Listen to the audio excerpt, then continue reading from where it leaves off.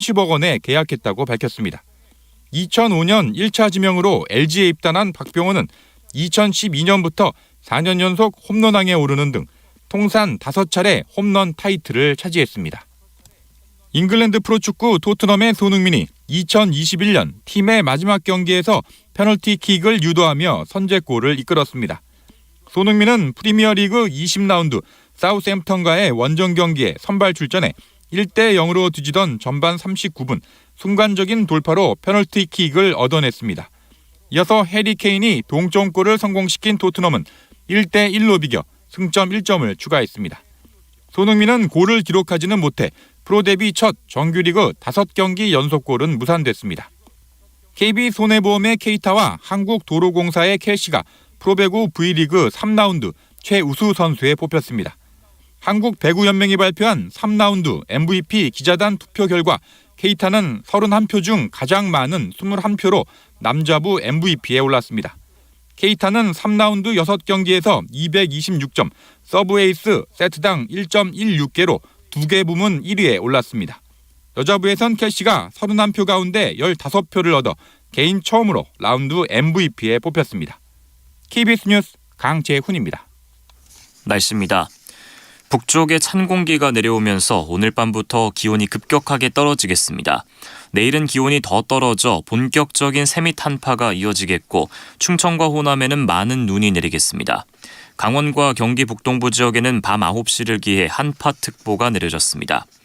내일 아침 서울의 기온은 영하 8도, 부산과 광주도 영하 1도까지 내려가는 등 오늘보다 3도에서 7도가량 낮겠습니다. 낮 기온도 서울이 영하 1도 등 전국이 영하 2도에서 영상 6도로 중부지방은 한낮에도 0도 안팎에 머물겠습니다. KBS 1라디오 저녁종합뉴스 아나운서 유지원, 남현종이었습니다.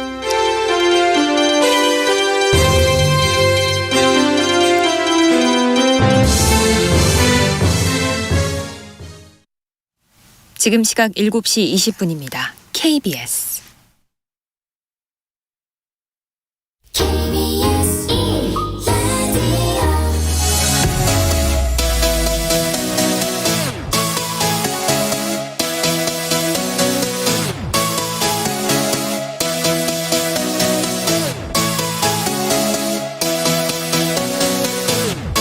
KBS 열린 토론.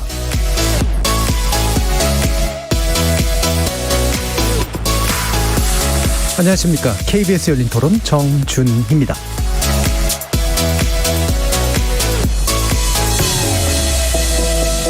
(2021년) 한 해를 마무리하는 12월을 맞아 매주 수요일 KBS 열린 토론이 준비한 특별한 코너 정책의 시간 경제 대전환의 시대 차기 정부의 과제는, 오늘은 그 마지막 순서로 기후위기 시대 자본주의는 지속 가능한가라는 주제를 놓고 이야기 나눠보겠습니다. 산업혁명 이후 배출된 이산화탄소가 급격한 기후변화를 촉발했다는 과학적 증거가 누적되면서 세계 여러 나라들은 탄소 배출 저감을 위한 노력을 기울여 왔습니다.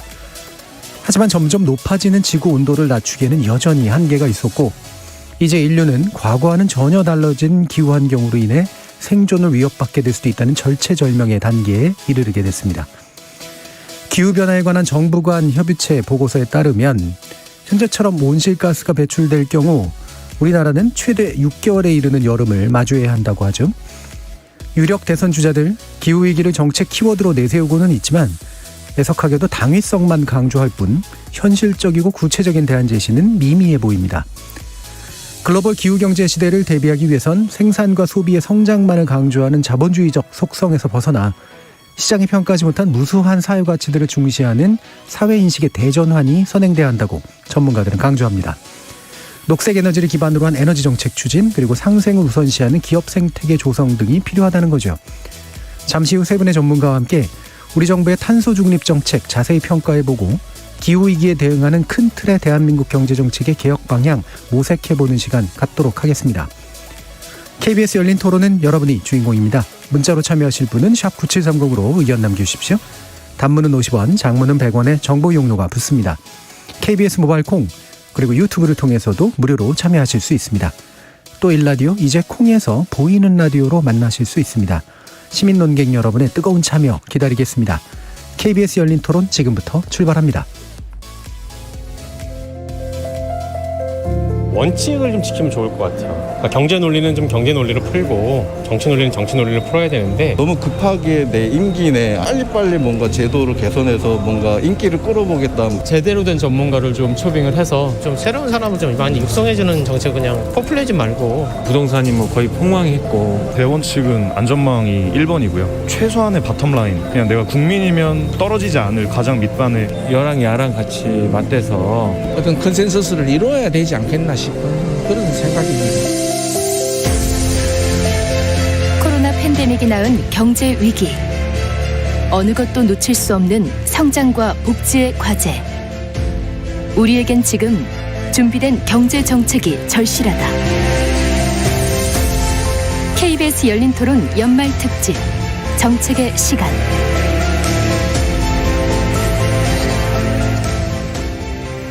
자, 오늘 함께해 주시는 세 분 소개해 드리겠습니다. 먼저 주병기 서울대 경제학부 교수 나오셨습니다. 안녕하세요. 주병기입니다. 그리고 권우현 환경운동연합 활동가 함께 하셨습니다. 예, 안녕하세요. 권우현입니다. 자, 다섯 번째 또 만난 분입니다. 빅데이터 전문가시죠. 김덕진 한국인사이트 연구소 부소장 함께 하셨습니다. 네, 안녕하세요. 반갑습니다. 김덕진입니다. 자, 저희가 매번 들어갈 때마다 출연해 주신 전문가님들께 이제 공통 질문을 드리는 게 우리 경제 대전환이 필요하다라는 기본적으로 인식을 같이 하시고 계시기 때문에 그게 어떤 측면에서 그렇다고 보시는지 말씀을 또 간단하게 들어보고 시작을 하죠. 먼저 주 교수님께 여쭐까요? 네, 저는 크게 국외 요인, 국내 요인 두 가지가 있다고 생각하는데요. 예. 기본적으로 가장 중요한 건 국외 요인이죠. 글로벌 자본주의가 지난 한 60년 정도 동안 엄청나게 빠르게 성장했습니다. 40배 정도 성장했다고 볼 수 있는데 이렇게 자본주의가 국제적으로 글로벌 자본주의가 팽창하면서 어떻게 보면 인간의 대량 생산, 대량 소비 체제와 자연 생태계의 지속 가능성, 예. 그리고 저는 인간 진보의 가치와도 충돌하는 그 상황이 지금 상황에 맞닥뜨려 있다고 생각하고요. 그것이 우리가 지금 경험하고 있는 기후 위기 그리고 코로나19 위기도 그 중에 하나라고 생각합니다. 그래서 이런 21세기 글로벌 자본주의가 이 문제를 극복하지 않으면은 인류의 지속 가능성도 어려워질 수 있다. 예. 그렇기 때문에 이 문제는 반드시 해결해야지 자본주의가 지속할 수 있는 것이고요. 그리고 이 문제를 해결하려면 지금 현재 자본주의에 없는 그런 규제 공백, 글로벌 가버넌스가 구축이 돼야 된다는 그 큰 과제가 있고요. 한국 경제는 이 큰 과제를 해결해야 하는 국제사회의 문제 해결에 부응해야 되고 거기에 따라서 우리 경제의 체질 개선도 이루어져야 하는 그런 아주 심각한 위기 상황에 있다. 이렇게 평가하고 있습니다. 예. 그러니까 한국 경제가 그냥 우리 잘 먹고 잘 살자고 대전환이 필요하다라고 하는 문제의식이 아니라 지금까지 막 치달려온 글로벌 경제가 바뀌고 있고 한계에 처하고 있기 때문에 그것의 일원으로서 그리고 그것을 대응하는 의미에서 경제대전이 필요하다라고 구조적인 지적을 해 주셨습니다. 자, 그러면 우리 권유현 활동가님께서는 이제 경제정책 전문가로 모신 건 물론 아니긴 합니다만 이 정책적 전환이 필요하다라는데 동의하시나요? 네, 저도 경제전환이 제 전공은 아니라서 좀 민망하긴 했는데 생각해보면 너무나 한 가지 목표에만 매몰돼서 경제 구조를 형성해온 측면이 있는 것 같습니다. 근데 이제 그게 바로 그 양적 성장 중심주의로 대변되는 그런 것들인데 이제 그렇게 그걸로 대변되는 팽창지향 혹은 끝없는 욕망의 긍정, 과잉 생산, 과잉 소비 이런 습관들이 만들어온 인간 혹은 또는 비인간 생명들에 대한 착취, 차별, 폭력이 계속 있어 왔던 겁니다. 예. 물론 이에 대해서 우리 사회 안에 문제제기나 논쟁도 있었고 점진적으로 개선된 측면도 있을 텐데요. 네, 여전히 소외된 이들도 있을 것이고요. 근데 이제 이 성장과 팽창만을 지상의 가치로 여기던 경제 시스템이 지구의 한계라는 벽에 부딪힌 거거든요. 여기서 더 기존의 경제 구조를 극단적으로 밀고 나가면 지구와 생태계가 돌이킬 수 없이 붕괴된다는 걸 확인하고 있는 상황인 거고 그건 극단적인 자기 파괴 행위인 겁니다. 인류. 예. 그래서 이제 이 방식이 한계에 이르렀기 때문에 전환을 고민해야 하는 시점이다 이렇게 말할 수 있을 것 같아요. 예. 환경의 관점에서 보든 아니 일반적인 관점에서도 보든 간에 상당히 극단적인 형태로까지 치달았다라고 보시는 거죠.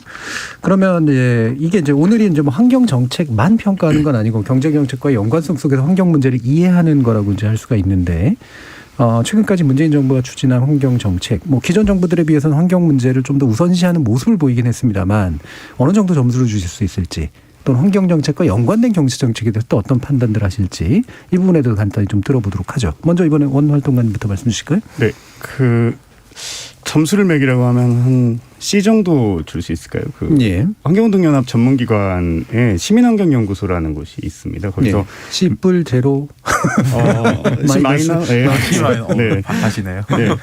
거기서 이제 매년 학계하고 시민사회 전문가들 대상으로 정부 환경정책 평가를 해요. 근데 올해 이제 문재인 정부 환경정책 점수가 그 집권 이래로 꾸준히 낮아져 왔고 이제 4년 차에 최저점을 기록했습니다. 왜 그러냐면 환경정책이 대개 용두삼이라는 뜻이었어요. 문재인 정부 임기 안에서 계속 점수가 낮아졌다는 건 이건 문재인 정부의 공약 지체하고도 밀접하게 연관이 있습니다. 가령 대선 공약 체크 프로젝트였던 문재인 미터로 보면 안전, 환경, 동물 이 부문을 부문 공약으로 묶어서 보면 23.39%가 이행되지 않고 지체되고 있는 걸로 올해 이제 나타난 거거든요.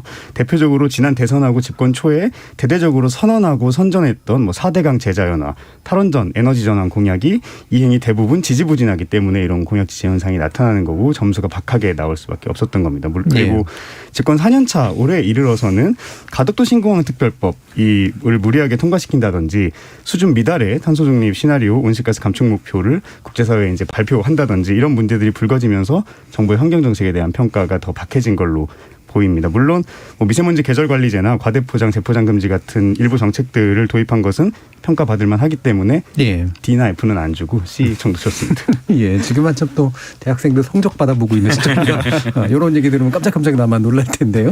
자, 그러면 주 교수님은 어떻게 평가해 주실 수 있을까요?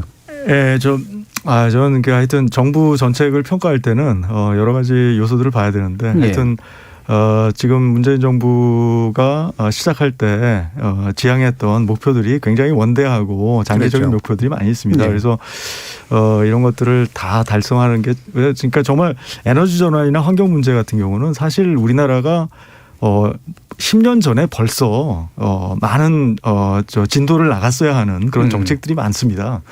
그리고 그뿐만 아니라 다른 경제 정책과 관련된 이슈도 그렇고 뭐 정치 제도와 관련된 이슈도 그렇고 그래서 하여튼 뭐 저는 이 정부가 출발할 때 목표는 정말 원대하고 어려운 난제들이 많았다 이렇게 생각하고요. 그리고 이 정부가 그 목표를 달성하기 위해서 처했던 환경은 굉장히 열악했다. 네, 녹록지 않았다. 네, 녹록지 않았다 이렇게 판단하고요. 그런 관점에서 이제 이 정책들을 평가해야 되는데 기후 위기 관련해서는 저는 뭐 아까 권활동가 하고 비슷합니다. 저도 한 70점 정도 생각하고 있고요. 낙제는 아니라고 생각합니다. 70점 한 C에 해당하긴 하네요. 그렇습니다. 그래서 다들 재수강은 해야 될 것 같아요. 그래서 하여튼 저는 좀 아쉬운 거는 이제 기후 위기 대처를 정권 초반부터 좀 더 적극적으로 했으면 하는 아쉬움이 있고요. 정권 초반에 너무 이제 탈탄소보다는 탈원전에 방점이 가 있었던 거는 그건 좀 너무 그 사회 갈등이 있었나요? 하여튼 좀 혼란을 줬던 면도 있었던 것 같습니다. 그래도 늦게라도 이제 그린 뉴딜을 추진한 것은 잘한 것이라고 생각하고요. 그런데 이제 그린 뉴딜도 이제 좀 국민적 논의 이런 것들이 지금 사실 우리나라에서는 너무 그것이 부족한 것 같아요. 예. 국민적 논의가 충분히 축적이 되어야만 이 좋은 정책의 안들이 나올 수 있고 거기에 국민들이 합의할 수 있는데 사실 지금은 그렇게 국민적 합의가 없었기 때문에 어떤 정책을 정부가 내놔도 그것이 과연 잘 이행될 수 있는 환경은 조성되어 있지 않은 건 맞는 것 같습니다. 그래서 지금은 그린 뉴딜 늦게라도 추진한 건 잘한 거고요. 근데 에너지 전환을 위해서 적절하게 설계되었는가는 계속 우리가 전 지금은 좀 부정적으로 보고 있고요. 실행력이 낮았고 어떤 의미에서는 경기 부양 정책으로서의 성격이 좀 강하다. 그런 문제를 좀 제기하고 싶습니다. 예, 목표는 원대했으나 이제 그 끝이 이제 미약해지는 상황들에 대해서는 공통적으로 평가를 해주셨고요. 주 교수님 같은 경우에는 답안지만 보고 평가해 주시기보다는 학생의 상황을 이해해 주시긴 했는데 점수는 여전히 굉장히 냉정하게 이렇게 매겨주셨습니다. 자, 그러면 국민들은 어떻게 보고 있는지 김덕진 부소장님. 두 분의 이야기를 들으니까 왜 이런 결과가 나는지 좀 알 것 같은데요. 예. 일단은 이번엔 같은 경우는 제가 이 국민들이 어떤 평가를 하고 있다라고 내리기가 좀 어렵습니다. 왜냐하면 언급량이 너무 적어요. 그러니까 지금까지 5주 동안 여러 가지 주제를 했지만 이렇게 언급량이 적은 건 처음입니다. 어느 수준이냐면 1년에 우리나라 환경정책, 뭐 국내 환경정책, 뭐 아니면은 문재인 정부 환경정책 이런 키워드들 다 모아서 우리나라 커뮤니티, 뭐 인스타그램, 블로그, SNS에 있는 것들을 다 모아서 봤는데도 1년 언급량이 2021년에 400건 정도밖에 되지 않고요. 예. 네, 그리고 뭐 제일 많았던 2017년도 해도 한 930건 정도입니다. 근데 뉴스의 양은 2017년부터 2021년까지 거의 비슷해요. 그러니까 1년에 한 900건 혹은 890건 정도가 계속 나옵니다. 그러다 보니까 2017년에는 뉴스와 뉴스를 제외한 SNS 의견의 양이 거의 비슷했는데 이게 SNS, 그러니까 사람들이 직접 쓰는 양은 계속 떨어져서 심지어 2021년에는 뉴스는 863건이 나왔는데 사람들이 커뮤니티에 이런 환경 정책이나 SNS에 쓰는 글은 겨우 439건밖에 되지 않았어요. 그러다 보니까 뭔가 이걸 긍부정으로 평가하기에도 기본적으로 양이 좀 적었고요. 근데 그게 왜 그럴까에 대한 이야기나 내용을 좀 보면 결국에는 두 분이 얘기하신 대로 이제 일단은 관심이 떨어지는 부분도 있지만 궁극적으로 국민들에게 우리나라 환경 정책이 무엇이지? 라고 생각하면 별로 와닿는 게 없었다라고 좀 보이는 것 같아요. 네. 네, 아무래도 뭐 여러 가지 뭐 이런 걸 하겠습니다라고 하지만 그럼 그게 우리 삶에서 내가 뭘 해야 되지? 혹은 정책이 나에게 어떤 관심을 주지라고 하면은 별로 없었던 것 같습니다. 왜 그러냐면 그냥 환경 정책이라고 하는 단어로만 치면 한 1년에 그래도 2,000건 이상 나와요. 근데 그게 대부분 다 해외 얘기입니다. 네. 그러니까 해외에서 뭐 이렇게 하더라 저렇게 하더라 이런 얘기들인데 그럼 국내에 대한 것은 아예 언급이 없다는 것 자체는 결국에는 그 국민들에게 와닿지 않았거나 혹은 국민들이 자기가 가진 정보의 한계 안에서 도대체 우리나라에서 환경 정책을 뭘 하지라는 것을 좀 이렇게 별로 이렇게 어떻게 보면 관심을 갖지 못했다라고 볼 수 있을 것 같고요. 흥미로운 건 그런 것들이 있으면 좀 알아보려는 행위를 할 텐데 이 부분에 있어서는 그렇게 뭐 굳이 더 알아보려는 행위 자체도 국민들이 좀 안 하신다라고 볼 수 있을 것 같아요. 그래서 어쨌든 특정 주제로 토론하기 좋아하는 커뮤니티 같은 경우 예. 온라인 커뮤니티에서 1년 동안에 글이 거의 40건 수준이라고 보면 거의 뭐 논의가 안 되고 있는 부분이라고 볼 수 있을 것 같고요.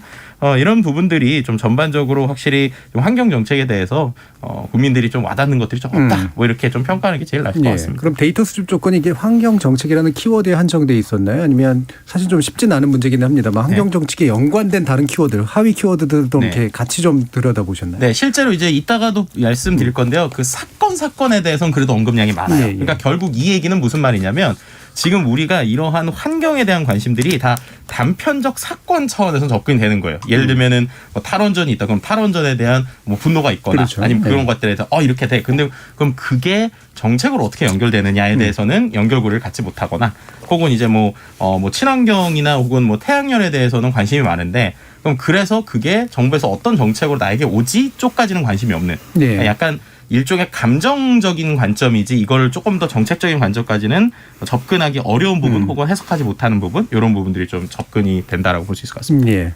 이게 뭐 해외 뭐 여러 나라하고 다 비교해 볼 수는 없지만 이제 주요국들하고 비교를 해보면 일상에서 환경 담론이 우리나라에 부족한 건 확실히 좀 맞는 것 같아요. 예, 뭐 정책에서 가끔 나오고 그렇죠. 뉴스가 가끔 보도하고 기획하고 이런 건 맞는데 일상생활의 어떤 이야기들 속에 환경에 연관된 이야기가 아주 잘 담겨져 있거나 기본적으로 안착돼 있는 측면은 좀 부족하지 않은가 이런 생각도 좀 있는데 그게 아까 주 교수님께서 말씀해 주신 뭐 예를 들면 그린 뉴딜 같은 걸 얘기한다 해도 국민적인 논의가 안 돼 있다라고 말씀 주신 게 합의가 안 되면 사실 추진하기 어려운 정책이기도 하고 그다음에 국민들의 일반적인 인식 수준과 또 보조를 맞춰 나가야 되는 그런 측면도 있어서 아마 지적해 주시지 않았을까 이런 생각이 드는데요. 그리고 또 한 가지가 같은 내용이라도요. 본인이 가지고 있는 정보와 지식에 따라 좀 찬반이 갈리는 것도 좀 특징적이었습니다. 그러니까 어떻게 보면은 이 제한된 정보를 가지고 내가 이게 맞는가 틀린가에 대해서 결국에는 어떤 정답이라기보다는 누군가의 주장을 보는데 그 주장들이 좀 다르다 보니까 거기에서 내가 어떤 판단을 하기보다는 그냥 그런가 보다 하고 넘어가는 이런 부분을 좀 특징적으로 패턴으로 볼 수 있었습니다. 예.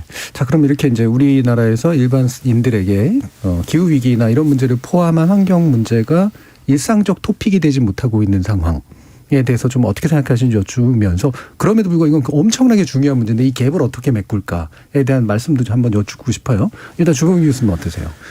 예, 저는 뭐 기본적으로 우리 사회가 우리 과거 전통 사회에서는 이 환경과의 공존 그리고 경제와 환경의 균형 굉장히 중요했습니다. 과거에서는 뭐 거의 순환 경제였거든요. 그렇죠. 우리 전통 사회에서는 정말 쓰레기가 없는 모든 것을 재활용하는. 우리 사회가 뭐 어느 정도 경제개발 단계가 어느 정도 이렇게 높지 않았을 때까지는 그래도 우리 사회가 그런 전통들이 좀 남아 있었어요. 그래서 우리 부모님들 보면은 뭐 재활용 많이 하고 버리지 않고 그렇잖아요. 근데 이제 뭐 새로운 이제 경제 뭐 어느 정도 성장을 하면서 우리가 어떻게 보면 자본주의에 잘 훈련된 그런 시민들이 자본주의의 성장에 기여하는 그런 그렇죠. 방식의 예. 경제 활동에 너무 익숙해져 있고요. 열심히 소비하기 시작했죠. 그렇죠. 그리고 우리 경제 시스템 자체가 그런 것을 또 장려하는 경향이 있었어요. 예를 들어서 에너지 가격이 너무 낮다라든지 지금 전기 가격이 너무 낮아서 수도 가격도 마찬가지고요. 굳이 사람들이 이걸 절약할 이유를 찾지 못하게 하는 그리고 조금이라도 가격을 올리면 그것이 굉장히 불만으로 다가오고 그것을 또 정치나 미디어들은 하나의 정쟁의 수단으로 삼고 그래서 여러 가지 문제가 혼합되어 있는데 하여튼 경제개발의 부산물로 부작용이 있었고요. 소비자들이 뭔가 윤리적 소비 의식이 굉장히 결여돼 있고 그런 교육도 이루어지지 않고요. 그리고 또 정치나 미디어나 사회 지도층은 이러한 문제를 선도적으로 제기하고 이 시민들을 리드하는 그런 리더십이 결여된 사회였다라는 것이 주된 이유라고 생각하고요. 기본적으로 기후위기 문제는 저희가 사실 97년 교토 의정서 당시에 그 당시 우리나라 경제가 이렇게 다른 후진국만큼 나쁘지 않았습니다. 그럼에도 불구하고 그때 후진국으로서 분류가 됐어요. 그래서 그 당시에는 그것을 굉장히 다행이라고 여겼죠. 그랬죠. 예. 다행이라고 여겼어요. 근데 그 덕분에 저희가 20년을 지체하게 된 거예요. 다른 선진국들은 교토 의정서가 수립되고 나서 본격적으로 이 문제에 부딪히기 시작했어요. 그래서 어떻게 하면 에너지를 절약하고 더 낮은 에너지 비용을 소비하게 생활하고 그리고 그런 경제 시스템 그리고 뭐 건물이나 건축이나 이런 것들이 전부 다 그런 에너지 저감형 에 맞추어진 그런 이제 시스템을 구축하고 있었던 거죠. 우리 20년 취재된 거예요. 네. 그것이 이제 주된 뭐 아까 질문하신 그 이유 중에 또 다른 하나라고 생각합니다. 그렇겠네요. 그 교토의정서나 이런 거 문제처럼 사실 안도의 한숨을 쉬면서 후진국으로서의 어떤 후발주자로서의 지위를 최대한 누리고 싶었던 면들이 분명히 있었고 그게 물론 성장에 도움이 된 측면이 있었는지 모르겠으나 20년의 대응을 지체시켰다. 이런 평가를 해주셨어요. 자, 권현 활동가님은 어떤 또 지적을 해줄 수 있을까요? 일단 환경운동연합 활동가로서 좀 반성을 하고요. 아니 그렇게 반성은 안 하셨어요. 운동단체들이 조금 더 만들었어야 되는데 담론을 시약점이신가요? 네. 네. 다른 한편으로 보면 그렇습니다. 우리가 환경 문제라고 하는 걸 정책적인 담론 혹은 정치적 담론으로 소비하지 않는 습관이 있어요. 시민들이. 그리고 그거는 그 습관을 정부나 정치권이 또 약간 뭐랄까요? 추동하기도 해요. 그 예컨대 환경부가 환경정책에 관련해서 시민들하고 하는 인식개선 캠페인이라고 하는 게 텀블러 씁시다. 손수건 씁시다. 대중교통 타고 다닙시다. 이런 거 정도예요. 근데 사실은 환경 문제라고 하는 걸 해결하기 위해서 직접적으로 정책 안에서 뜨겁게 논쟁하는 것들은 석탄발전소 어떻게 할 겁니까? 핵발전소 어떻게 할 겁니까? 그리고 뭐 내연기관차의 퇴출 그리고 산업의 감산 혹은 뭐 공정의 전환 이런 것들이 뜨거운 논쟁인데 이것들이 정책적 논쟁으로 정부가 별로 소비하고 싶지 않나 한다고 해야 될까요? 근데 사실은 그게 나름대로 다 수조 원짜리 정책 사업들이고 예산 사업들이거든요. 그래서 정부가 그런 부분들에 대한 홍보를 하고 정치인들이 좀 더 책임 있게 얘기해야지 기후위기 탄소 중립 얘기하면서 시민들한테는 말랑말랑한 거 제기해서 그 제시해서 표 돼야 되니까 이제 뭐 대중교통 다 같이 타는 행동을 우리 합시다. 이런 식의 캠페인이 의미가 없다는 것이 아니라 이제 그렇게만 소비되어서는 안 되겠다. 환경 문제가 좀 더 뜨겁게 정치 쟁점화돼야 한다 이렇게 생각합니다. 그렇죠. 생활 수칙 뭐 이런 정도 수준에서는 얘기가 되는데 막상 돈이 들어가야 하거나 또는 우리가 스스로 손해봐야 되는 어떤 산업적인 문제 이런 것들에 대해서는 굉장히 좀 주저했던 면들이 있다라는 굉장히 날카로운 지적이신 것 같은데 자 그럼 기후위기 문제가 뭐 저희도 여러 번 다루긴 했습니다만 자 권현 활동가님이 아주 짧게 지적하시기에 어느 정도로 심각하다 우리는 어느 정도로 각성해야 된다. 굉장히 심각하죠. 아까 말씀드린 것처럼 이제 그 절멸이냐 아니냐의 위기에 놓여 있는 거고 이 문명이 지속 가능하냐 아니냐 그리고 지구의 한계 용량에 도달했다는 걸 인정하고 더 이상 이 방식이 그러니까 소비의 방식, 생산의 방식, 삶을 영위하는 방식이 불가능하다는 걸 인정해야 될 정도로 긴박한 상황에 와 있는 거다라고 생각합니다. 예. 그 보통 이제 미터로 이제 보여주기도 하고 그러는데 보통 그런 게 이제 또 지나치게 공포 마케팅으로 활용되는 요소들이 좀 있어서 예전에 막 석유 문제라든가 이런 것부터 해서 이게 이제 못 믿는 것도 좀 있는 것 같은데 사실 그런 거잖아요. 이제 더 이상 조금만 지나면 네. 회복 불가능한 상태에 지금 거의 와 있는 거잖아요. 네. 예, 그 수치상으로 보더라도. 네. 확실히 기본적으로 저도 이제 매주 이제 한 주간의 이슈를 이제 카테고리별로 뉴스 분석을 하는데 원래 이 환경 관련 키워드가 항상 제일 좀 작년까지만 해도 그 카테고리에서 위로 많이 안 올라왔었거든요. 예. 근데 이제 제가 이제 분석하는 방식이 그 전주에 대비해서 뉴스량이 얼마큼 늘었냐라는 건데 올해 정말 이 환경이라는 주제가 1위로 나오는 경우가 상당히 많더라고요. 그만큼 어떻게 보면 전 세계적으로 계속 우리에게 어떠한 이벤트라고 해야 될지 아니면 재앙이라고 해야 될지 이러한 경고들이 계속 오니까 그런 걸 보면서 국내에서도 좀 두려워하는데 안타까운 건 대부분의 댓글이 이거를 어떻게 개선하자 어떤 극복하자라기보다는 정말 이제 인류 멸망이다 뭐 이런 거라든지 아니면 그냥 이렇게 되다 우리 다 죽는 거야 막 이런 식의 약간 비관적 혹은 이제 냉소적인 이런 댓글이 좀 많다는 게 조금 안타깝기는 한 부분입니다. 이게 이제 역효과인데 네. 세기말적인 어떤 분위기를 만들어서 그렇죠. 모르겠다 이런 식의 또 이제 그 반응을 만드는 그런 측면도 분명히 있는 것 같아요. 적절한 각성을 유도하면서도 그래도 우리가 행동하면 바꿀 수 있다라고 어떻게 얘기할까 참 어려운 담론인데 자, 이 부분을 또 경제적으로 만약에 더 풀어주신다면 주병규 교수님께서 이 자본주의의 이미 한계에 왔다라는 아까 얘기도 해주셨기 때문에 좀 더 말씀 한번 들어보죠. 예, 그러니까 지금 우리가 코로나19 팬데믹이 지금 이제 2년 차, 3년 차에 접어들었잖아요. 예. 이 팬데믹이라는 게 어떻게 보면 굉장히 사소한 질병 유행으로 생각될 수도 있어요. 이게 어떻게 보면 자연계에 있어서의 자그마한 샥일 수도 있습니다. 네. 이런 자그마한 샥이 인간의 이 글로벌 자본주의에 얼마나 큰 영향을 미치는지 우리가 경험하고 있잖아요. 그렇죠. 우리가 이렇게 최첨단 21세기 과학을 자랑하는 이런 사회에 살고 있는데 그리고 민주주의 시스템이 잘 구축된 이러한 정치, 경제, 사회, 문화적으로 이렇게 선진적인 시스템에 살고 있다고 자부하는데 얼마나 취약합니까? 우리 그렇죠. 이 자그마한 바이러스 충격에. 이 사태를 보면서 우리가 지금까지 구축했던 우리가 이렇게 자부하는 이 시스템이 얼마나 자연계에서는 하찮은 결과물인가 예, 이런 걸 지금 예. 경험하고 있는 것이고요. 그런데 지금 아까도 말씀드렸듯이 인간의 이 대량 생산 대량 소비 체제가 어떻게 보면은 앞으로 과연 어떤 다른 위기에 노출될 수 있는가 그 가능성을 따져본다면 무한해요. 훨씬 더. 우리가 과거를 되돌아보면요. 예를 들어서 오존층 파괴 문제가 예. 있었죠. 그리고 지금 이제 기후위기가 있는 거 코로나 팬데믹이 있는 거 그 이전에도 상당히 많은 종의 다양성 문제라든지 다양한 문제들이 있습니다. 이건 예측 불가능합니다. 이런 어떤 데서 위험이 닥칠지는 우리는 어떻게 보면 1차원적인 목표를 추구하는 그러한 경제 시스템을 가지고 있는데 그 1차원적인 목표만 쭉 따라가다 보면 다른 가치가 그리고 다른 위험에 취약해질 수 있거든요. 예. 이렇게 복잡한 사회 자연계에서 단일한 어떤 목표 함수를 가지고서 그것을 극대화하려고 한다. 이거 굉장히 위험한 시스템이거든요. 그렇죠. 물질적 성장이라고 하는 아주 한 가지 목표. 그렇습니다.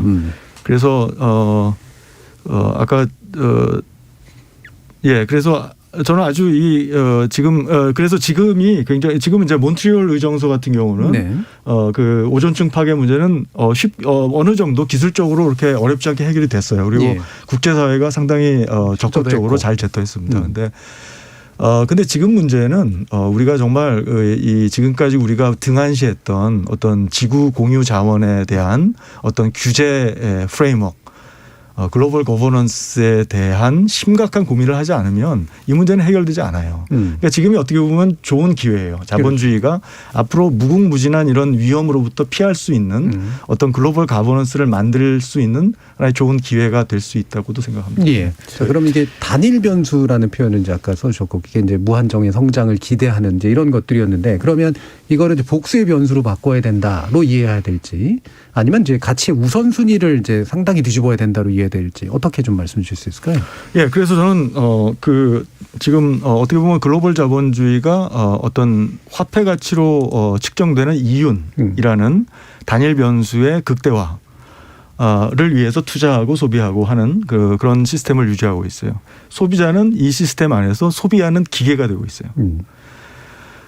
인간이 추구할 수 있는 가치를 확대할 수 있는 힘은 저는 소비자에게 있다고 생각해요. 네. 그리고 시민에게 있다고 생각합니다. 그래서 시민이 예를 들어서 물을 소비하더라도 이 물이 어떻게 생산되었고 어떤 환경 위험을 야기할 수 있는 방식으로 생산되었고 어떤 노동에 대한 대가를 얼마나 지불하고 생산되고 이런 다양한 생산 과정과 관련된 다양한 사회적 가치의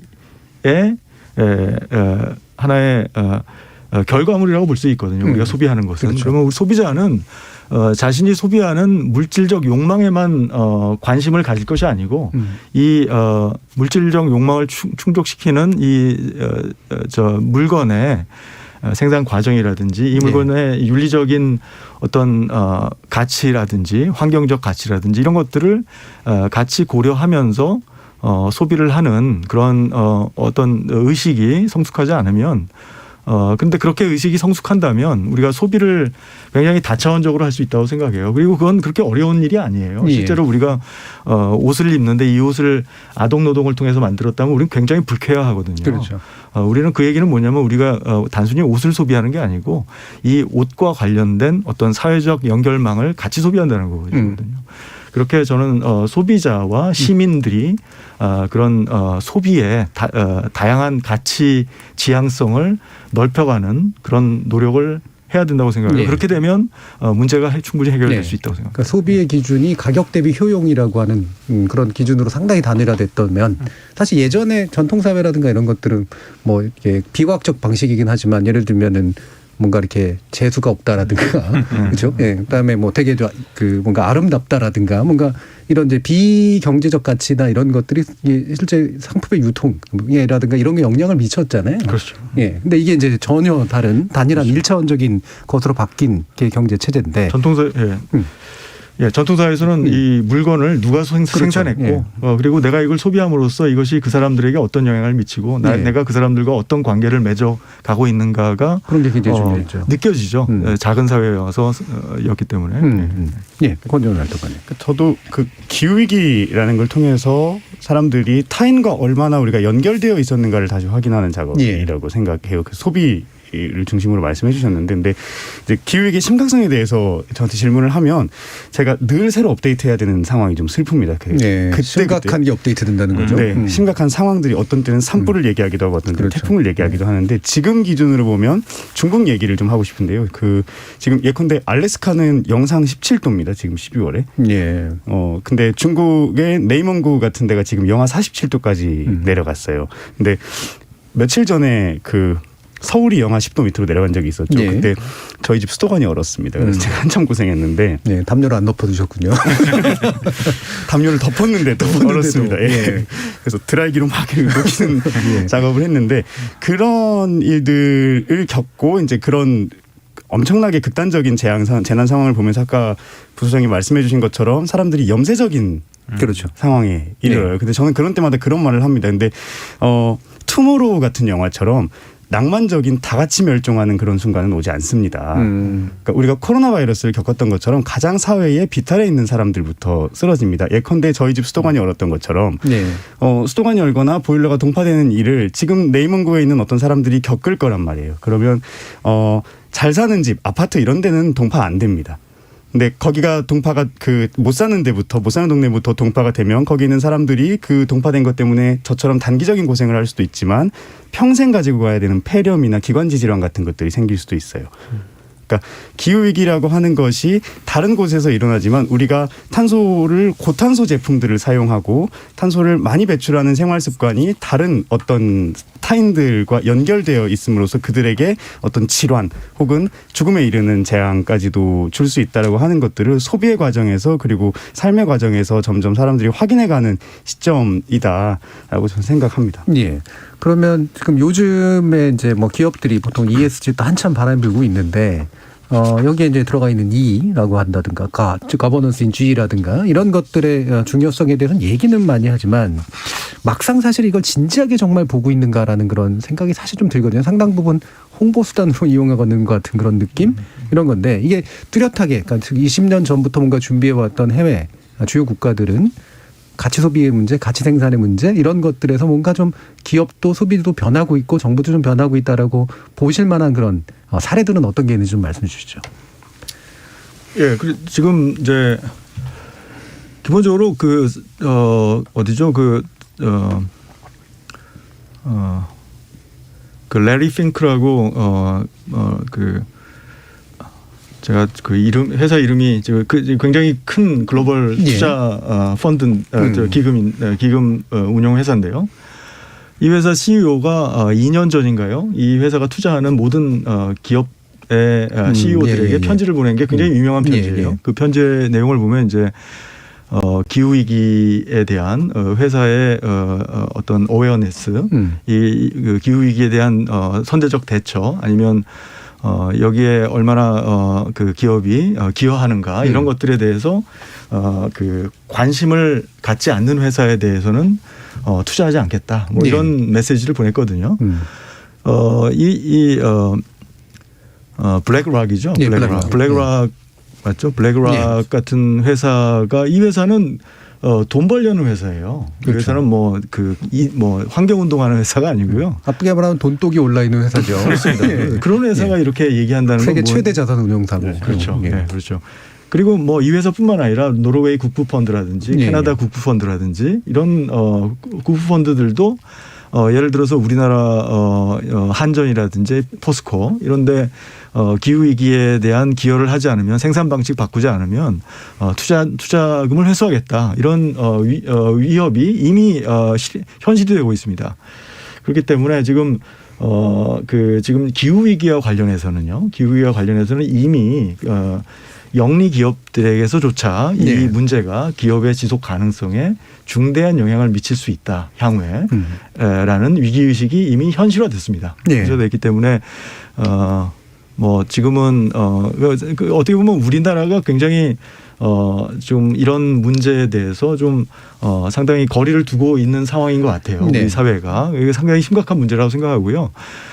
우리나라 사람들이 이것을 굉장히 피부에 와닿는 문제로서 생각해야 되고 실제로 그런 문제가 되고 있습니다. 한전이나 포스코가 투자를 못 받을 수 있는 상황이 될 수 있고 그렇죠. 나중에 우리나라 기업들이 수출을 못하는 상황이 곧 발생할 수 있어요. 그렇죠. EU하고의 관계라든가 이런 것들 보면 그렇죠. 조만간 그런 일들이 벌어지겠죠. 그렇죠. 근데 저는 이제 말씀하신 것처럼 금융 투자 회사들의 그런 점진적인 변화는 분명히 있는 것이고 환영할 만한 일이라고 생각하는데 제조업 부문의 회사들도 그러면 괜찮은가 그 녹색의 전환을 위해서 준비하고 있는가 변화가 있는가 하면 저는 그렇지 않다고 생각합니다. 그 압박을 받고 있지만 실제로 많은 국민들이 이제 정부나 기업이 환경적 가치를 좀 우선시할 거라고 생각하고 믿고 있다고 봐요. 근데 왜 그러냐면 뭐 이 세상의 그린을 위해 최선을 다하겠습니다. 이게 포스코 광고에 나오는 얘기입니다. 이런 광고나 아니면 SK 최태원 회장이 나와서 뭐 탄소 중립의 조기 달성이 목표다. 정부가 50년 목표를 했는데 대기업이 나와서 이제 그걸 조기 달성하는 게 자기들의 목표라고 얘기하는 이런 과감성들을 보면 저마다가 이렇게 ESG 경영을 통해서 뭔가 더 환경에 기여하겠다는 걸 누구라도 믿게 될 거라고 생각하는데요. 사실은 내밀하게 보면 포스코는 여전히 성장과 이윤을 포기하지 않고 있는 기업이고 민간 온실가스 배출 1위 기업입니다. 전체 한국의 국가 온실가스의 12%를 포스코 혼자서 배출하고요. 그게 그냥 지금까지 그래 왔는데 앞으로는 안 하겠다로 볼 수 있느냐. 그럼 앞으로도 하겠다는 거거든요. 지금 포스코 신규 석탄 화력 발전소 3척에 2개 아직도 건설하고 있습니다. 그러면서 그린을 위해서 최선 다하겠다. SK도 뭐 탄소중립 조기 달성이 목표라고 하지만 지금 충북에 가스발전소 새로 짓고 있고 정말 순수하게 이윤을 위해서 새로운 화석연료를 채굴하려고 호주에 신규 가스전 개발하려고 하고 있습니다. 그러면서 무슨 탄소중립 조기 달성을 얘기하느냐. 그러니까 여러 가지 흐름들은 있지만 이제 그런 걸 그린워싱이라고 하죠. 녹색 분칠하는 거. 제조업 부문에서의 그린워싱은 여전히 심각하고 금융 투자사들이 내리는 경고가 정말 실효성 있게 그들에게 닿고 있는가에 대해서는 좀 회의적입니다. 그래서 그런 부분에서 좀 한 가지 있는 움직임 중에 하나가 이제 어떻게 보면 지표를 이렇게 디지털화하거나 데이터화하는 요소들에 대한 노력이 좀 많이 있는 것 같아요. 특히나 글로벌 컨설팅 업체들이 ESG 지표에 대한 표준화에 대한 이야기를 하는데 그중에서도 최근엔 이런 공장들이 다 스마트 팩토리로 될 수 있기 때문에 거기에서 나오는 데이터를 기반으로 이런 ESG 스코어에서 환경적인 요소들을 마치 우리가 탄소 배출권처럼 그렇게 세팅을 하게 되면 결국에는 이제 앞서서 이야기하신 것처럼 뭐 조기 달성이다, 뭐 어떤 환경을 위해서 노력하겠다가 아니라 실제 그 수치가 안 되면은 제작을 못 한다거나 혹은 그 수치가 넘어가게 되면은 공장이 돌아가지 않는 이런 것들에 대한 강제적인 것들이 향후 몇 년에 좀 생기지 않을까 그런 부분들에서 좀 많이 어떻게 보면 그렇게 강제화해서 도입되지 않는 이상은 기업 입장에서 이윤을 추구하는 데에서는 아무리 뭐 여러 가지 노력한다고 해도 근원적으로는 좀 쉽지 않다라고 생각하는 게 제 생각입니다. 그래서 그 부분이 이제 아마 2부에서 더 자세히 얘기될 부분이긴 합니다만 네.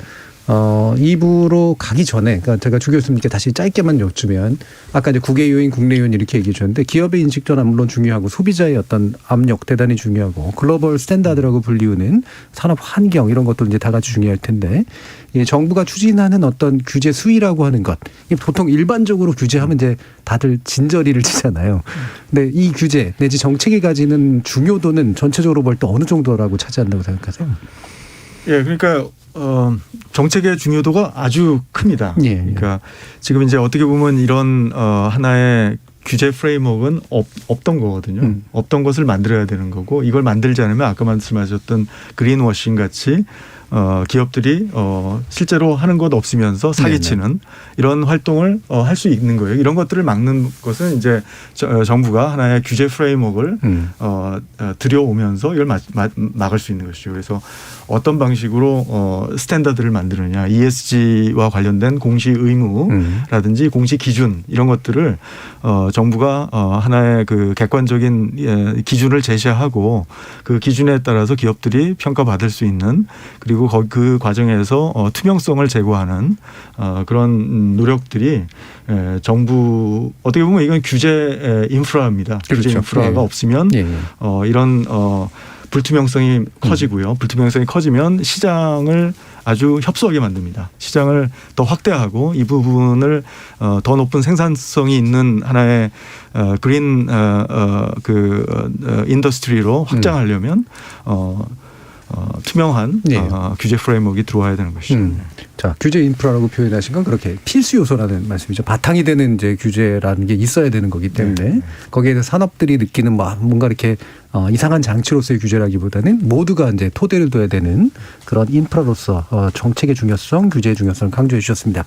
그렇기 때문에 대선 시기에 지금 나오고 있는 여러 가지 정책들에 대한 평가 아마 2부에서 좀 더 자세히 들어볼 것 같고요. 1부 내용은 이 정도로 한번 마무리해 보도록 하겠습니다.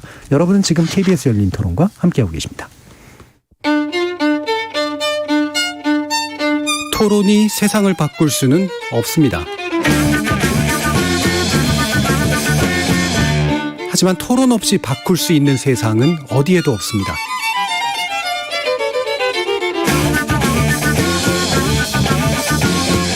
세상의 선한 변화를 갈망하는 당신. 정답이 아니라 질문의 힘을 믿는 당신. 우리 KBS 열린 토론에서 만납시다.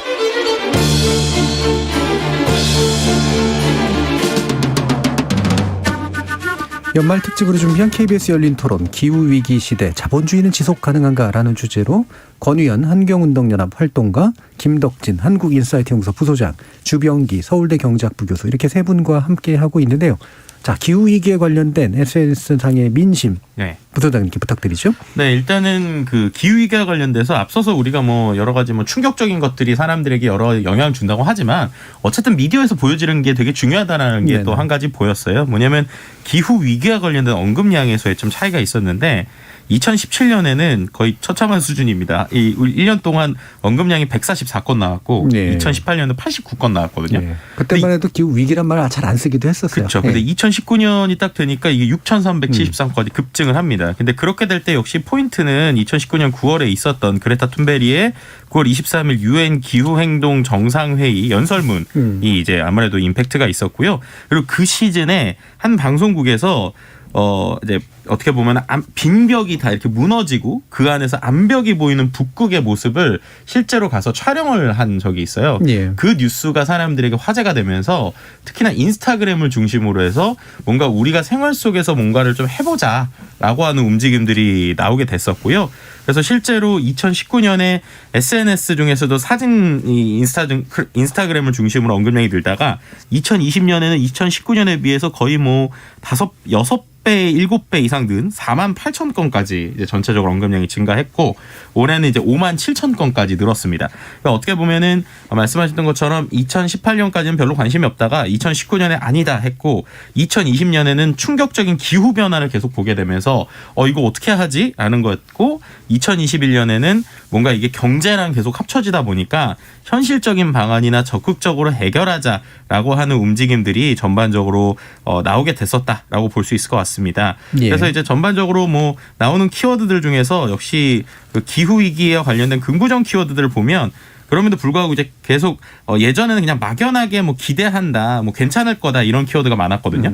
근데 이게 2019년은 확실히 위기다, 심각하다 이런 키워드였고 2020년에는 그게 피해, 심각하다 그리고 적극적으로 해결해야 된다 이런 키워드가 나왔고 2021년에는 이제 위기와 함께 2위로 나온 게 가능하다거든요. 그러니까 우리가 이제 좀 노력하면 뭔가 해볼 수 있을 것 같다라는 좀 전반적으로 이 환경에 대한 인식이 좀 매년 변화하는 모습들을 SNS 좀 볼 수 있었습니다. 예. 그럼 연관된 것으로서 이제 뭐 태양광이나 풍력, 재생에너지, 전기자동차 이런 것들에 대한 언급도 있었을 텐데 이게 태양광 이러면 또 좀 뭐지 산사태 뭐 이런 것도 막 맨날 연결시키는 보도가 나오니까 어떤지 좀 궁금해요. 그래서 좀 한 가지 흥미로운 포인트가요. 말씀해주신 대로 2019년부터 2020년, 2021년 3년을 봤는데 태양광하고 풍력이라는 언급량은 오히려 2020년을 어떻게 피크로 보고 2021년에 줄고 있어요. 예. 근데 재생에너지랑 전기차는 반대로 증가합니다. 네네. 그래서 이제 재밌는 키워드가 태양광과 관련돼서는 아까 이제 예전에 2019년은 안전 이런 키워드가 나오다가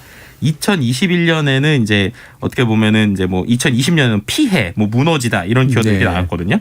그러다가 2021년에는 결국 안전이라는 키워드, 그러니까 결국에는 태양광은 사람들이 안전해야 쓴다라는 것들에 대한 게 있고 풍력에 대한 키워드에서는 핵심적인 키워드가 보면 안정적이다라는 키워드가 나와요. 그러니까 풍력은 사람들이 안정적이어야 된다라고 생각하는 부분이 있었고요. 근데 이제 재생에너지랑 전기차에서 좀 흥미로운 부분이 앞서 말씀드린 대로 이제 최근으로 벌써 언급량이 늘어난다고 그랬잖아요.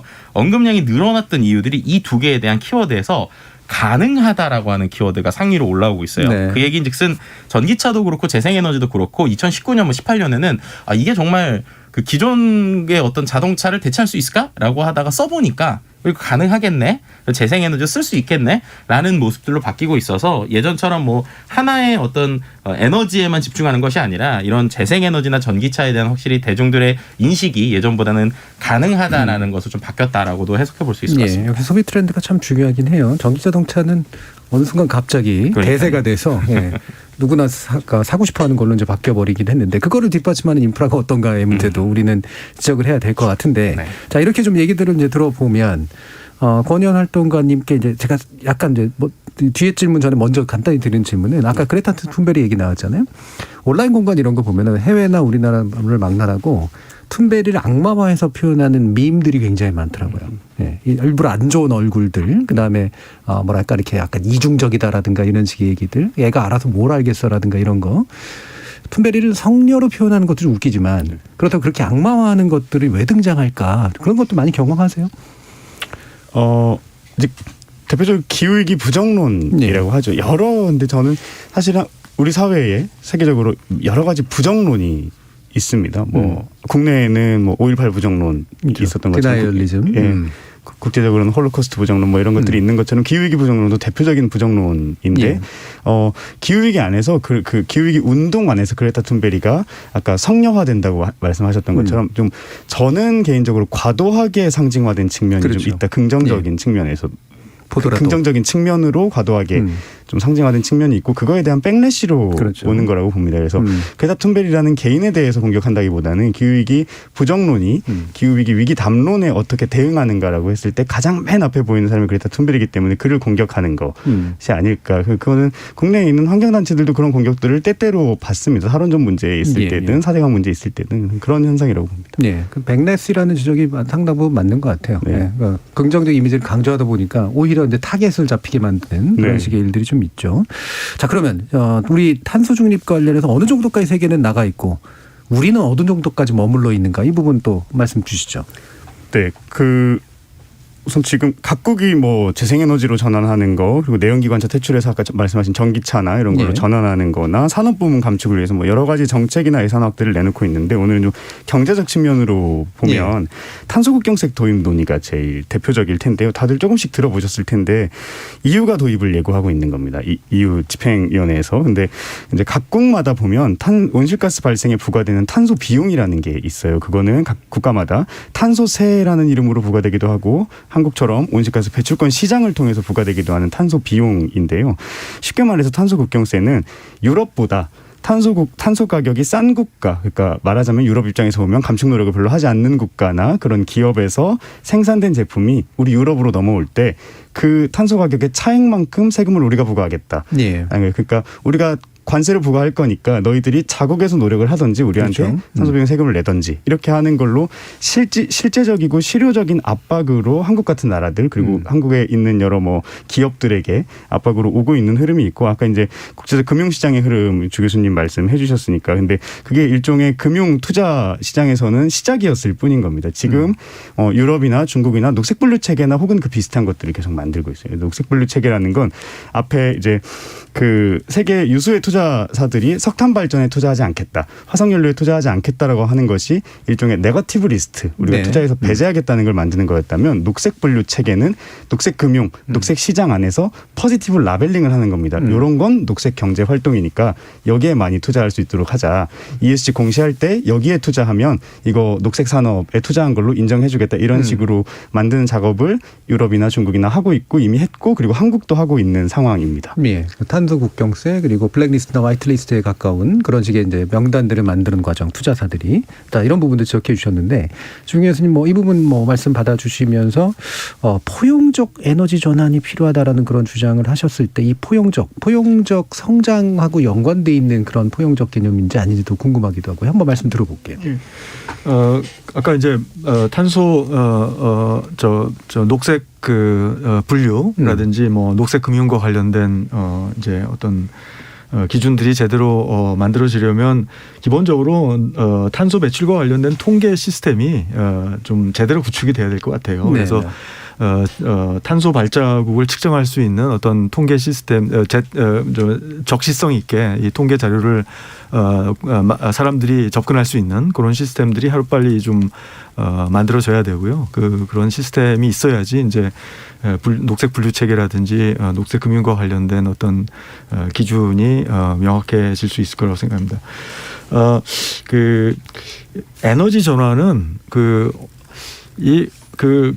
그러니까 지금 우리나라가 지금 2030년까지 재생에너지 비중을 지금 40%까지 40% 높인다는 거잖아요. 지금 전력 생산에서 지금 현재 재생에너지 비중이 한 6% 7% 정도 되는데 그걸 이제 40%까지 높인다는 얘기는 30%입니다. 30%입니까? 3030. 예, 그러면 2030은 30%, 그리고 2050은 이제 60, 70%예요. 그런데 30% 올린다는 얘기는 뭐 그 7배를 6배인가요? 5배 높이는 거죠. 5배 높인다는 얘기니까 이거는 뭐 우리 주변에 이제 태양광이라든지 아니면 풍력 발전이라든지 이런 시설들이 지금보다 5배 많아진다는 얘기죠. 그리고 2050년에는 뭐 지금보다 10배 이상 많아진다는 얘기고요. 그 얘기는 뭐 주변에 많은 풍력 발전소들이 있고 그리고 소형 발전소들이 막 생기는 거예요. 그러니까 우리의 생활 자체가 상당히 변할 수밖에 없습니다. 변할 수밖에 없고 아까 제가 질문이 포용적 에너지 전환에 관련된 포용적 에너지 전환이고요. 그래서 그러니까 이런 이제 발전원의 이런 급격한 변화는 어떻게 보면 발전 시설을 바꿔야 되는 거거든요. 화력 발전소를 이제 줄여야 되고. 그러면 이제 화력 발전과 관련된 종사자라든지 아니면 화력 발전소가 위치한 지역 경제는 심각한 타격이 될 수밖에 없는 것이고요. 그래서 그리고 뭐 그뿐만 아니라 아까 이제 포스코 얘기도 나왔는데 이 녹색 탄소 배출이 많은 그러한 산업 같은 경우는 어떻게 보면 그 중에 상당 부분은 그 전환을 해야 될 수도 있습니다. 그렇죠. 다른 이제 분야로. 그 얘기는 기업이라든지 아니면 기업의 종사자들에게는 어마어마한 샥이 되는 것입니다. 그래서 이런 에너지 전환이라는 거는 어떻게 보면 우리 어떤 사람들에게는 어마어마한 직장을 잃을 수 있는 충격이고 직장을 바꿔야 되는 충격이고 사업을 바꿔야 되는 이런 충격이 될 수 있는 것이죠. 그렇죠. 그런데 그런 분들이 과연 이런 에너지 전환에 동의할 것이냐. 네. 자신의 피해를 감수하고서 이거 굉장히 심각한 문제거든요. 심각하죠. 그래서 여기에 대한 사회적 협의가 이루어져야 되고요. 그런 협의 과정 속에서 이런 분들이 뭐 에너지 전환을 예상하고 사업을 한 건 아니잖아요. 탄소 배출을 일부러 하기 위해서 사업을 한 것도 아니기 때문에 어떻게 보면 이런 분들에게는 상당한 불운이 될 수도 있는 것인데 이런 불운을 우리 사회가 같이 나누지 않으면 사회의 어떤 공동체로서의 어떤 연대가 깨질 수도 있고요. 그리고 우리 사회의 통합이 깨질 수도 있고 그러면 엄청난 사회의 혼란이 올 수 있고 그렇죠. 정치적인 혼란이 올 수 있고 문제 해결이 되지 않습니다. 똑같은 문제가 이제 글로벌 사회에도 어떻게 보면 글로벌 사회에서 이 문제가 더 심각하죠. 네. 왜냐하면 그렇죠. 선진국들이 지난 200년 이상 지금 산업혁명 이후에 배출된 탄소가 이산화탄소가 지금 대기 중에 있는 거예요. 예. 다 있는 건 아니지만 상당 부분이 있습니다. 지금 현재 대기 중에 있는 상당 부분은 250년 전부터 서구와 북미에서 배출해온 에너지 온실가스입니다. 그런데 이 가스 때문에 지금 기후위기가 오는 것이고 그렇기 때문에 지금 저개발국 같은 경우는 자기들은 화석연료를 태워가면서 개발할 수 있는 기회조차 못 누렸고 사다리 찼다. 이제 좀 기회를 누려보려고 하는데 예. 지금 기회가 막혀 있는 상황이 되는 것이죠. 그러면 과연 이 저개발국들이 이런 피해를 감수하고서 기술적으로도 그렇고 여건으로도 그렇고 국가의 여건으로도 그렇고 이 기후변화에 대비할 수 있는 여건이 아주 안 돼 있는 거예요. 기술적으로도 낙후돼 있고. 근데 이런 나라들이 과연 이런 기후 변화에 협의할 수 있는가? 근데 이런 나라들이 배출하는 CO2는 어마어마한 거예요. 지금 예. 왜냐하면 인구가 훨씬 많기 때문에. 그래서 이 기후 위기를 해결하기 위해서 이 글로벌 사회의 어떤 포용적 전환 시스템이 구축되지 않으면 어렵다. 예. 그리고 아까 말씀드렸듯이 몬트리올 의정서가 문제를 해결할 수 있는 아주 중요한 해결할 수 있었던 원인이 이 선진국과 후진국 사이에 선진국의 책임 있는 어떤 조치들 그리고 후진국의 어떤 그 어댑테이션 적응할 수 있는 어떤 기술적 지원, 그 재정적 지원 이런 것들이 있었기 때문에 성공할 수 있었던 거예요. 예. 기후 위기도 마찬가지라고 생각합니다. 예, 포용적이라는 게 그래서 그런 개념인 것 같은데요. 우리가 포용적 성장 얘기할 때도 이제 성장 과정에서 이제 뒤처지거나 또는 뭐 퇴출되거나 소외되는 그런 사람들이 없도록 같이 끌고 나가야 이제 성장이 긍정적으로 유지될 수 있다라는 개념처럼 에너지 전환에서도 소외되거나 퇴출되거나 피해를 입어야 되는 사람들이 생기지 않도록 만들어주는 전환의 과정들 이런 건 굉장히 좀 강조해 주신 거죠. 자, 그러면 이제 사실 시간이 또 많이 남지 않아서 몇 가지 좀 줄여서 이제 진행을 해야 될 것 같은데. 자, 일단은 이제 그래서 우리는 핵심 중에 하나는 이제 탈원전 문제잖아요. 원전 어떻게 할 거야? 이제 이건데 저는 사실 뭐 굉장히 중요한 판단의 영역이라고 생각이 듭니다. 그래서 이거를 일단 김석진 부소장님께서 네. 어떤 여론 추이가 있는지 먼저 좀 얘기해 주시고 한번 논의를 이끌어가 보죠. 네, 이 탈원전 같은 경우에는요, 진짜 그 보시는 시각에 따라서 너무나도 다른 것 같아요. 그렇죠. 근데 전체적으로는 부정의 비율이 좀 계속 올라가고는 있습니다. 그러니까 2017년에 부정 비율이 60% 정도였는데 이 2021년에는 71%까지 올라갔거든요. 그러니까 이 부분에서 계속 이슈가 나오는 것 같아요. 이게 뭔가 탄소 배출을 줄여야 되는데 그렇다면은 오히려 원전이 필요한 것이 아니냐? 그렇죠. 라는 네. 이 주장들이 그래서 한쪽에선 있고 한쪽에서는 아니다. 그거랑 상관없이 원전이라고 하는 것은 오히려 장기적으로 볼 때 위험이 될 수 있기 때문에 탄소 배출에 있어서 원전이라고 하는 것을 좀 다른 결로 봐야 된다라고 하는 그 두 주장이 계속 첨예하게 있는 것 같아요. 근데 그 부분에서 말씀드린 대로 뭔가 그 다음 단계로 가기 위해서는 많은 복잡한 공부가 필요하다 보니까 거기에서 이제 생각을 멈추고 근데 그 부분에서 많은 사람들이 계속 압박을 받으니까 탄소 압박을 받으니까 결국에는 원전을 없애면 안 되는 거 아니냐라고 하는 어떤 탈원전에 대한 비난 의견이 계속적으로 지금 많아지고 있는 상황이다라고 예. 좀 정리해 볼 수 있을 것 같습니다. 그래서 이 부분이 참 굉장히 중요한 판단의 영역이 되는데 대선 주자들도 그러고 현재 정부 논의에서의 어떤 찬반 논의도 역시 마찬가지고 크게 이제 두 가지인데 하나는 말씀처럼 원전이 오히려 지금 탄소 중립에서 훨씬 더 도움을 주는 거 아니냐라고 하는 그 담론적 전환이 있고 또 한 가지는 이제 그 밑에 흐르는 건데 사실 이해관계의 문제죠. 우리가 원전 기술을 엄청나게 좋은 거 가지고 그렇죠. 있는데 이 사람들 다 말라 죽일 거냐, 수출도 못하게 하고 뭐냐 이제 뭐 이렇게 이제 되는 그 두 가지가 묘하게 결합이 돼 있는 그런 상태잖아요. 자, 어떻게 좀 나아가야 된다라고 보시는지 일단 권의원 활동가님 말씀 한번 들어볼게요. 예. 저는 사실 기후위기, 탄소중립 얘기하면서 원전 얘기로 이렇게 튀는 걸 좀 좋아하지 않는데. 예. 왜냐하면 원전은 아까 우리 부소장님 잠깐 언급해 주셨던 것처럼 원전은 탄소중립 논의 혹은 기후위기 논의 때문에 전 세계적으로 폐기가 검토됐던 건 아닙니다. 네. 이제 폐기가 검토되기 시작한 거는 급진적으로는 이제 후쿠시마 사고 이후부터. 그렇죠. 위험성 때문이었죠. 네. 사고 위험 그리고 경제성이 꾸준히 저하되고 있었고요. 폐기물 발생하는 게 억제가 안 됩니다. 폐기물을 발생을 억제하거나 재사용할 수 있는 기술도 없고 폐기물을 저장할 수 있는 기술이나 정책적 방안도 난망한 상황입니다.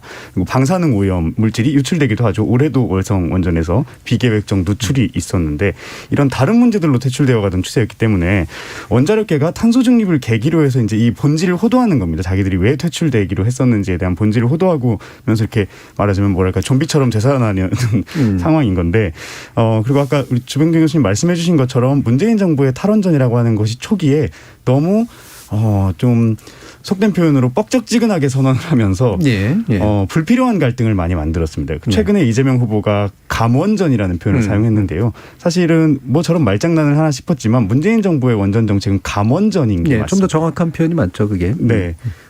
원전이 아직도 24기 정도 가동되고 있고 신규 원전 건설이 계속되고 있습니다. 그리고 실제로 원전에 좀 기대야 되는 거 아니냐 이런 말씀들을 하시는데 지금 문재인 정부의 탄소 중립 이행 계획을 보면 원전을 대부분 활용합니다.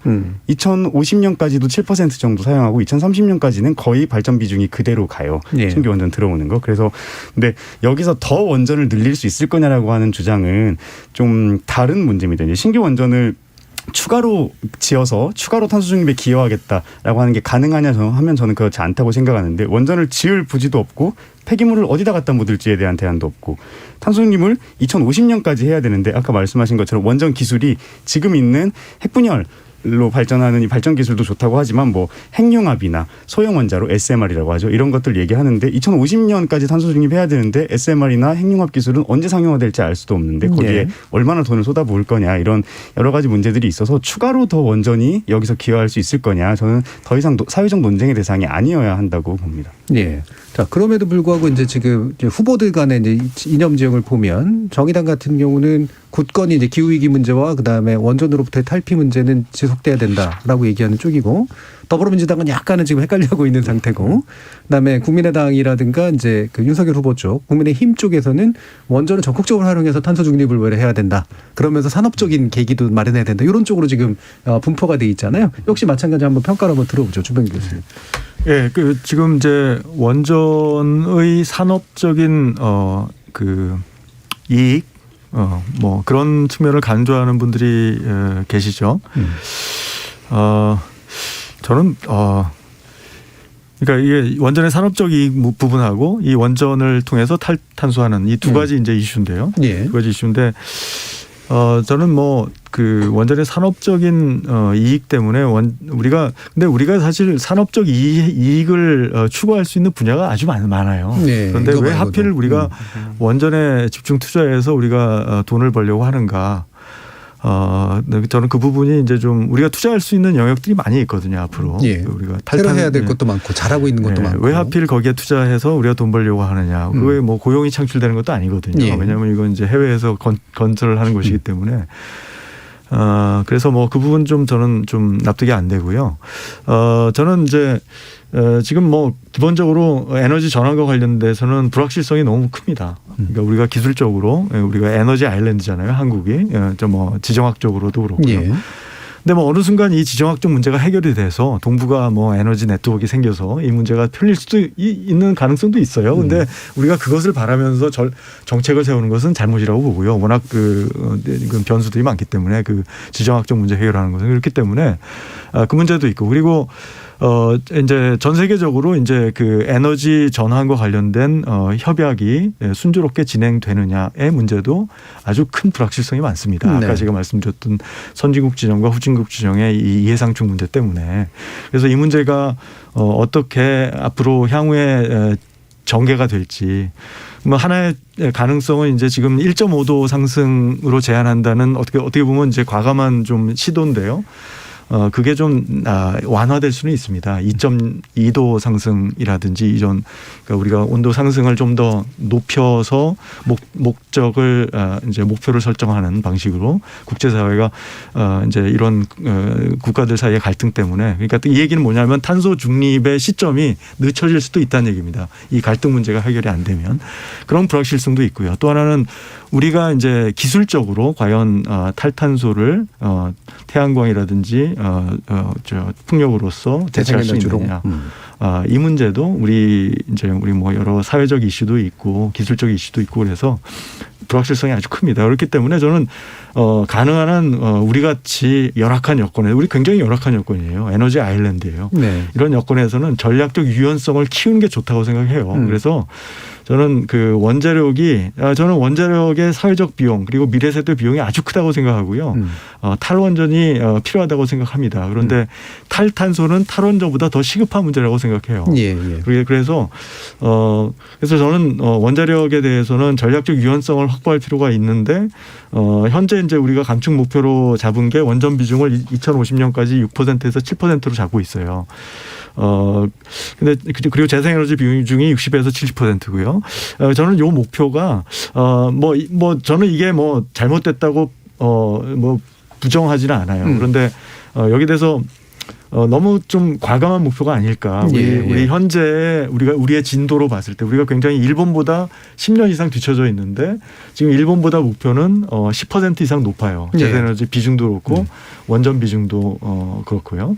그래서 좀 원전 비중을 6% 7%보다는 조금 더 높여도 될 것 같다는 생각이 들고요. 재생에너지 비중도 60에서 70보다는 조금 낮춰서 잡는 것도 그렇지만 좀 더 현실에서 실행력이 강화되도록 우리가 목표 설정을 과감하게 하기보다는 목표 설정 현실적으로 감축의 실행력을 제공하는 그런 실용적 접근을 하는 것이 중요하다고 생각합니다. 예. 그러니까 온갖 뭐 신화라든가 시장들은 다 깨주셨고 중요한 건 이제 그러니까 탄소 중립 내지 탈탄소라고 하는 것이 최고 우선순위고 그다음에 안전이라고 하는 것을 우리가 확보해야 되는 것 이것 또한 굉장히 중요한 우선순위인데 이것이 현실적으로 어떻게 구현 가능한가 문제에 있어서는 상당히 좀 유연하게 접근할 필요가 있다. 그거 두 가지 목표를 다 달성해야 되는 것이기 때문에 이렇게 좀 정리해 볼 수 있을 것 같은데요. 자 이제 마무리 발언을 해 주실 시간입니다. 그래서 차기 정부 내지 우리 대통령 후보들에게 어떤 식의 환경 중심적 경제 정책을 대전환의 관점에서 제시해 주실 수 있을 것인가에 대한 의견을 먼저 두 분께 듣고 우리 김덕규 소장님께 마지막으로 들어보도록 하죠. 1분 정도씩 들어보겠습니다. 우리 주 교수님부터 한번 듣죠.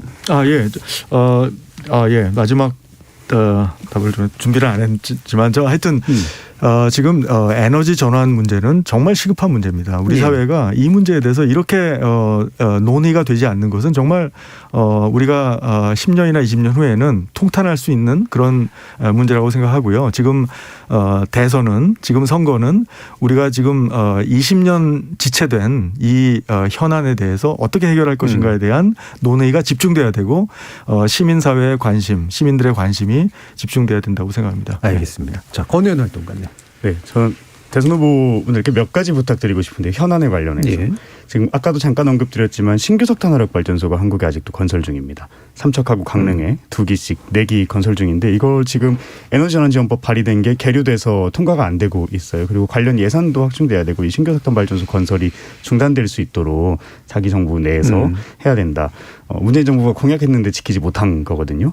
해야 된다는 것이고 또 하나는 정의로운 전환 테이블이 만들어져야 됩니다. 아까 주명기 교수님 포용적 에너지 전환이라는 이름으로 설명해 주셨는데 내일 모레 호남화력 1, 2호기라고 하는 석탄화력 발전소가 문을 닫습니다. 근데 거기에 협력업체 노동자들의 고용 전환 대책이 지금 없어요. 예.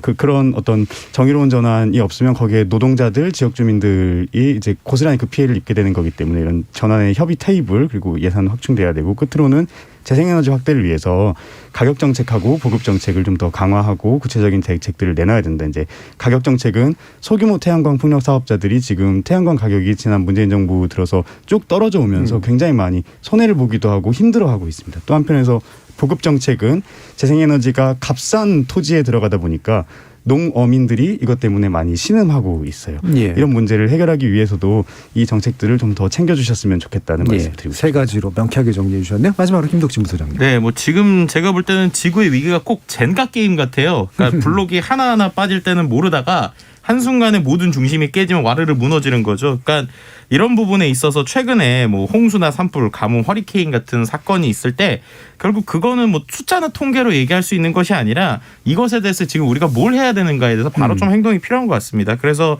어떤 단순한 캠페인성 구호가 아니라 젠가 한번 무너지면 진짜 답 없듯이 우리가 생존을 위한 필수적인 길로서 이러한 온실가스 줄이고 탄소 중립 향해 가는 게 좀 필요하다라는 이야기를 좀 드리고 싶습니다. 알겠습니다. 자, 연말 특집으로 준비한 KBS 열린 토론 5번째 순서 이것으로 모두 마무리하겠습니다. 김덕진 한국인사이트 연구소 부소장, 주병기 서울대 경제학부 교수, 그리고 권우현 환경운동연합 활동가 세 분 모두 수고하셨습니다. 감사합니다. 네, 감사합니다. 감사합니다. 감사합니다.